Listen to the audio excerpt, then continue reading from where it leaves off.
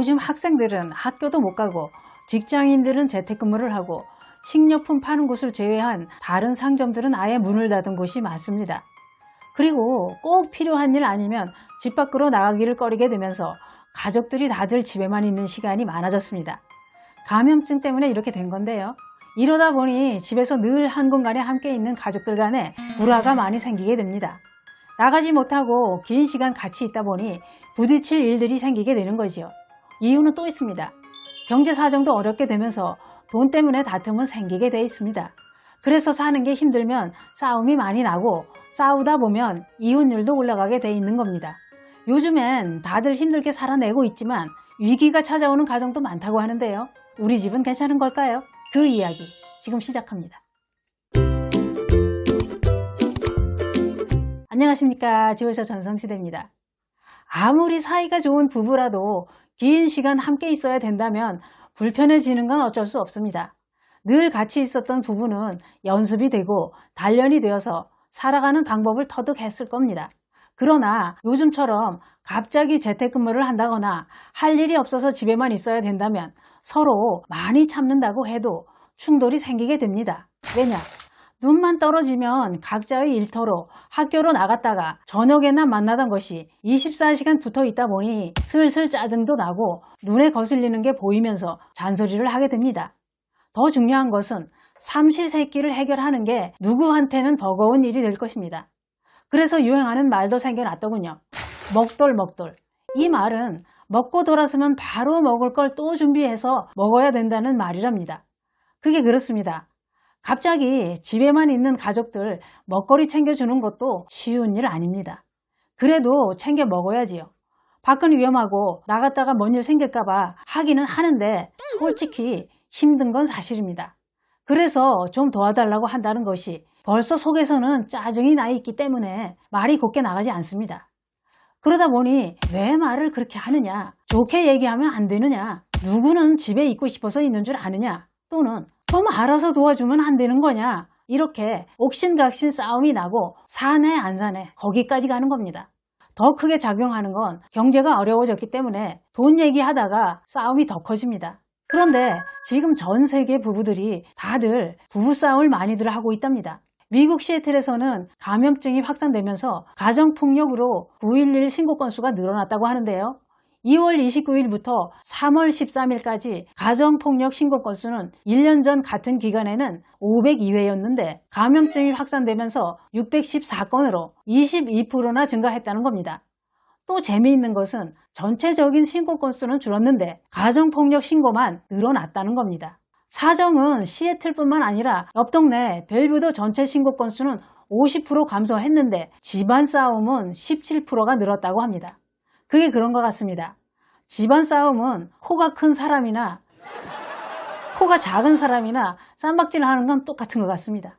미국도 가족들이 집안에서 함께 생활하는 시간이 늘어나면서 그렇게 쌈박질을 하고 있답니다. 중국은 어떨까요? 중국도 마찬가지로 부부간의 쌈박질이 많이 늘었답니다. 중국은 이동 제한 조치가 완화된 3월 중순 이후 이혼 소송 건수가 25%나 늘어났다고 합니다. 한동안 문을 닫았던 중국 산시성 시안시에서는 혼인 등기소가 업무를 재개하자마자 이혼 신청이 물밀듯이 쏟아졌다고 합니다. 이혼 등기소가 문을 닫아서 이혼 접수를 못했다가 문을 여니까 그야말로 때려치러 온 겁니다. 그런데 영국의 유명한 이혼 변호사는 이런 말을 했답니다.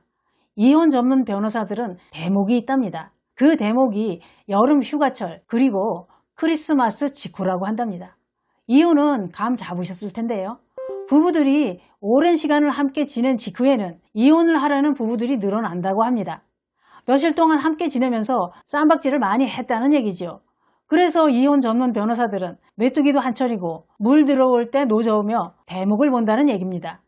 그러면서 변호사들은 가족들이 장기간 한 공간에 있을 때를 상상해 보라고 했답니다. 그게 그렇습니다. 같이 있다 보면 눈에 거슬리는 게 있어서 싸울 수도 있겠지만 안 그런 부부도 있을 겁니다. 또 재미있는 얘기가 있습니다.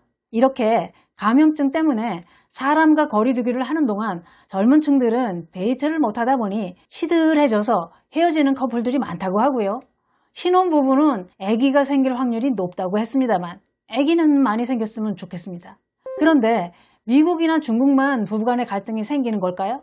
우리나라도 마찬가지로 부부간의 충돌 때문에 재택근무를 꺼리고 일부러 출근을 하는 사람들도 있다고 합니다.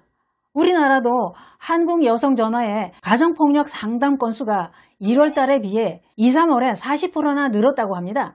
이렇게 집안 싸움이 심해지는 건 감염증 때문에 전 세계가 다 심각하다고 하는데요. 그래서 유엔 사무총장이 각 정부에 예방 대책을 주문했다고 합니다. 아무리 소중한 가족이라 해도 눈만 떨어지면 나갔다가 잠잘 때나 들어오던 생활에 익숙해져 있었는데 긴 시간 얼굴을 맞대고 생활하는 건 연습이 필요했던 것 같습니다. 그래서 사람은 적당한 거리감을 두며 살아야 되나 봅니다. 또 친구 관계는 어떨까요? 주변에서 이런 얘기도 들어보셨을 겁니다. 잘 통하고 나랑 잘 맞는다고 생각해서 친한 친구랑 둘이 떠난 해외여행, 그 여행을 망치고 돌아왔다는 얘기도 주변에서 종종 듣습니다. 긴 시간 같이 지내다 보니 안 맞아도 너무 안 맞더라는 겁니다.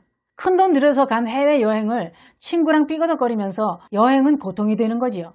그런데 가족이라는 것은 그런 것 같습니다. 서로에게는 없어서는 안 되는 믿고 기대고 의지할 수 있는 버팀목이 되는 게 가족입니다. 그리고 내가 살아갈 의미이기도 합니다만, 그러나 상처를 주는 사람도 제일 가까운 사람이라고 했던가요? 저는 이렇게 생각합니다. 감염증으로 사람들은 가족이라는 것과 부부의 진정한 의미를 되새기게 하는 계기가 될 수도 있다고 생각했습니다. 그런데 미국 버지니아대 결혼 전문가는 이런 말을 했답니다. 감염증으로 결혼을 하는 사람들이 크게 줄어들고 결혼한 커플들 중에는 이혼을 하는 부부가 많아질 거라고 했답니다. 특히 결혼을 로맨틱한 관계로만 보는 부부들은 이혼이 늘어날 가능성이 높다고 했습니다. 참 그게 그런 것 같습니다. 어려울 때일수록 부부가 가족이 서로 가엽게 생각하고 격려해주며 힘을 합쳐서 이겨내야 됩니다만 그게 말처럼 쉬운 것도 아닌 것 같습니다. 우리나라 IMF 때도 가정이 깨진 집들이 많았다고 했잖아요. 부부는 어렵고 힘든 일이 생기면 상대를 원망하게 됩니다. 너 때문이다. 너가 잘못해서 이렇게 된 거다. 이렇게 소용없는 자잘못을 따지며 싸우다가 돌이킬 수 없는 상황을 만들고 맙니다. 어려울 때 힘이 되어주는 게 가족입니다만 힘든 상황을 회피하고 도망치고 싶은 심정도 오죽하면 그러겠어요. 그러나 도망을 쳐봐도 사는 건 어려움이 또 생기게 되는 게 삶입니다. 뛰어봐야 벼룩이지요. 그런데 일본에서는 감염증으로 인한 이혼을 막기 위해 피난처를 제공하는 숙박업체도 생겨났다고 합니다. 한 숙박업체는 부부 사이가 나빠져서 밖에서 지내고 싶어하는 사람을 위해 저렴한 가격에 세를 놓는답니다. 이곳을 찾는 사람들은 주로 30대에서 50대가 많다고 합니다. 그런데 요즘 전 세계가 다들 사회적 거리두기가 강조되면서 부부가 같이 있는 시간이 늘었습니다. 그래서 전문가들은 이혼율과 출산율이 증가할 거라고 했답니다. 부부가 함께 부대끼는 시간이 길어졌기 때문이라고 하는데요. 긴 시간 얼굴을 맞대고 있다 보면 뭐가 예뻐 보이겠어요. 경제도 어렵고 힘들다 보니 꼴도 보기 싫겠죠. 그러나 미워도 어쩌겠어요. 서로 잘 견디고 참아주면서 이 어려움을 극복하면 좋은 날은 오게 돼 있습니다. 요즘엔 우리 가정만 힘든 게 아닙니다. 전 세계가 다 힘든 날들을 보내고 있답니다. 우리 조금만 더 참고 견뎌봅시다. 어려움의 끝은 곧 올 것입니다. 혹시 이혼을 하려고 마음을 결정했다면 상황이 정상화된 다음 하는 건 어떨까요? 이혼이 급한 건 아니지요. 그때 해도 늦지 않을 것입니다. 감사합니다.